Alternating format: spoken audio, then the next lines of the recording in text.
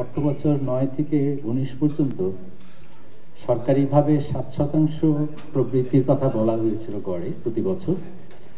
সেখানে আমাদের বিশ্লেষণে আমরা পেয়েছি ৪.২%। এক। আর দ্বিতীয়, যে অর্থবছর ১৪ থেকে সরকারি তথ্যে যেটা দেখা যাচ্ছিল যে প্রবৃদ্ধি বেড়ে যাচ্ছে, আমরা দেখেছি যে সেই অর্থবছর পরের থেকে প্রবৃদ্ধি ক্রমাগতভাবে কমেছে। এর গোড়ার কারণ কি? অনেক কারণের মধ্যে অন্যতম কারণ বিনিয়োগের অপর্যাপ্ততা, রপ্তানির বৈচিত্র্যহীনতা, মানব সম্পদ উন্নয়নের গতিহীনতা এবং সম্পদ বন্টনে ভুল বন্টন, সঠিক জায়গায় সঠিক সম্পদ ব্যবহার হয়নি। তার কারণ কি? তার গোড়ার কারণ হচ্ছে যে আমরা ৯০-এর পর থেকে ২০০৪ পর্যন্ত বহুমুখী সংস্কার কার্যক্রম যেগুলো দেখেছি, সেগুলো পরবর্তী পর্যায়ে গিয়ে হোঁচট খেয়েছে এবং ২০১৪-র পর থেকে অনেক সংস্কার পেছন দিকে হেঁটেছে, উল্টো পথে হেঁটেছে। ইদানিংকালের যে তথ্য প্রবৃদ্ধি নিয়ে, যেটা আমি বলবো বিবিএস এর পরিসংখ্যান এখন ব্যবহারযোগ্যতার ক্ষেত্রে কিছুটা উন্নতি লক্ষ্য করা যাচ্ছে, সেটাতেও দেখা যাচ্ছে যে প্যান্ডেমিকের পরে ক্রমাগতভাবে প্রবৃদ্ধি কমেছে এবং সেটার পেছনেও নানা কারণ আছে, গ্লোবাল সাপ্লাই বটলনেকস, মিসগাইডেড পলিসিস ইত্যাদি। এখন আসি মূল্যস্ফীতির ক্ষেত্রে। মূল্যস্ফীতি অনেক উচ্চ পর্যায়ে দীর্ঘদিন ধরে আছে, ঊর্ধ্বগামী। এখানে মূল্যস্ফীতির আগুনটা যদিও বহির্বিশ্ব থেকে এসছে, কিন্তু বহির্বিশ্বে সেই আগুন নিভে যাওয়ার পরেও আমাদের ক্ষেত্রে সেটা ঘটেনি।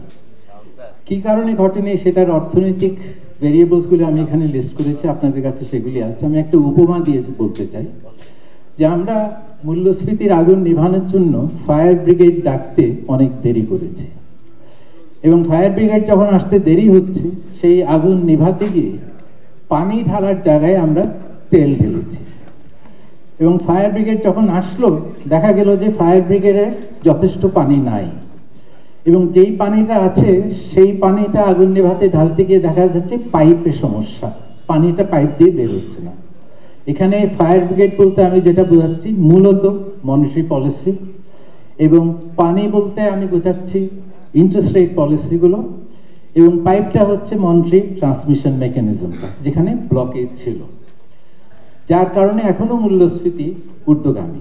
বিদেশি রিজার্ভের ব্যাপারে ২০২২-এর পর থেকে প্রতি মাসে রিজার্ভ ১০০ কোটি টাকা করে কমেছে। এর মধ্যে গ্লোবাল শক তো একটা কারণ ছিল, যার ফলে বহির্বাণিজ্যে ভারসাম্যহীনতা দেখেছি, রিজার্ভের চাপ পড়েছে।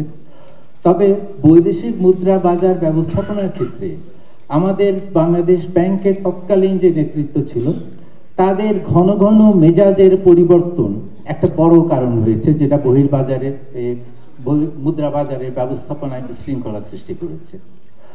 ব্যাংকিংয়ের দুর্দশা নিয়ে যত বেশি বলা যায় ততই কম হবে। তবে একটি পরিসংখ্যান সব কথাই বলে দেয়, সেটা হলো দুর্দশাগ্রস্ত সম্পদের পরিমাণ। আমাদের হিসাবে এটা গত জুন মাসে ২০২৪-এর জুনের শেষে এটা ছিল ৬,৭৫,০০০ কোটি টাকার মতো। এর সাথে সেপ্টেম্বরে আমরা যেই ডেটা দেখেছি সেটা যদি আমলে নেই, তাহলে আপনি আরও ৭০-৮০ হাজার কোটি টাকা ইজিলি যোগ করতে পারেন। এটার কারণ কি ছিল?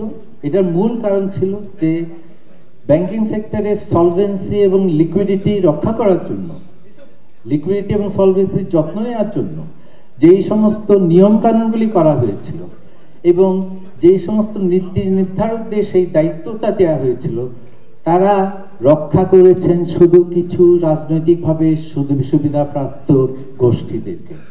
যাদের রক্ষা করার কথা তারা রক্ষা করতে চেষ্টাও করেননি, পারেনও নাই। তারপরে আমরা দেখেছি যে বিদেশি ঋণের বোঝা বেড়েছে। বিদেশি ঋণ জাতীয় আয় যে হারে বেড়েছে তার চেয়ে বেশি হারে বেড়েছে এবং সেখানে আন্তর্জাতিক প্রতিষ্ঠানগুলো থেকে আমরা যে বিশ্লেষণগুলি পেয়েছি, সেই বিশ্লেষণ তারা যেহেতু সরকারি পরিসংখ্যানের মধ্যে বন্দী ছিলেন, তার কারণে একটা অপটিমিজম বায়াস লক্ষণীয় এবং এই বিশ্লেষণে যেই দিকটা সম্পূর্ণভাবে উপেক্ষিত হয়েছে সেটা হলো আমাদের ডেট সার্ভিসিং করার ক্যাপাসিটিতে যে ইরোশনটা হয়েছে সেই ইরোশন দিকটা ভালো মতো ধরা পড়েনি। ডেট ব্যবহার করে যেই ফলটা পাওয়ার কথা সেই ফলটা আমরা পাইনি। যেটা ঘটেছে যে ঋণদাতার পকেট থেকে বার্ষিক উন্নয়ন কর্মসূচির মাধ্যমে টাকা দেশি এবং বিদেশি অ্যাকাউন্টে সুবিধাপ্রাপ্ত গোষ্ঠীর কাছে চলে গেছে। সামনের দিকে আগায় যে ইদানিংকালে সরকার কিছু পদক্ষেপ নিয়েছেন, তার মধ্যে মূল্যস্ফীতি নিয়ন্ত্রণের ক্ষেত্রে যে পদক্ষেপগুলি নিয়েছেন সেগুলি বিতর্কিত হয়েছে। এক্সচেঞ্জ রেট রেজিম নিয়ে নতুন কিছু সিস্টেম এসছে, কিন্তু সেখানে আমরা যেই ঘোষিত যেই রেজিম আর বাস্তবে যে রেজিম ইমপ্লিমেন্ট হচ্ছে তার মধ্যে একটা বড় ধরনের পার্থক্য এখনো লক্ষ্য করা যায়।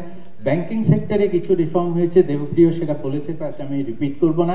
এনার্জি সেক্টরেও একই, যেই আইনটাকে আপনি বলতে পারেন যে দুর্নীতি দায়মুক্ত আইন বললে খুব বেশি বলা হবে না, সেই আইনটা বাতিল হয়েছে। আমি আগামীতে আমাদের যে ভবিষ্যতের আউটলুক একটা দেওয়ার চেষ্টা করেছি, সেখানে কিছু অ্যাসাম্পশন করেছি। তার মধ্যে সবচেয়ে বড় অ্যাসাম্পশন হলো যে 2026-এর মাঝামাঝি আমরা একটা পলিটিক্যাল নর্মালের দিকে চলে যেতে পারবো বলে আমরা আশা করতে পারি। তার ভিত্তিতে আগামীতে গ্রোথ বর্তমানের বছরে 4% হতে পারে। যদি 4% হয় সেটাও খুব ভালো অর্জন হবে, কিন্তু 5-এ উঠতে গেলে আমাদের আরো 2 বছর সময় লাগবে বলে আমার ধারণা। বাজেটের ক্ষেত্রে আমার যে আউটলুকটা আমি যেটা দিচ্ছি সেটা হলো যে এই আগামী অর্থ বছর 26-এর বাজেট 8 লক্ষ কোটি টাকা বেশি বাজেট করার সুযোগ নাই। রেভিনিউর ক্ষেত্রেও 5,42,000 কোটি টাকার মতো আমরা লক্ষ্য নির্ধারণ করতে পারি, তার উপরে যাওয়া সম্ভব না। এবং বাজেট ঘাটতি যেটা সবচেয়ে বেশি গুরুত্বপূর্ণ, সেখানে 2,50,000 কোটি টাকার বেশি ঘাটতি ধরার সম্ভাবনা কম। তবে আগামীতে আমরা যেই পর্যায়ে অর্থনীতি যে একটা নাজুক পর্যায়ে এখন আছে, সেখান থেকে বেরিয়ে আসতে 3টা জিনিস গুরুত্বপূর্ণ। একটা হলো নীতি, দ্বিতীয় হলো রাজনীতি, আর তৃতীয় হলো প্রকৃতি।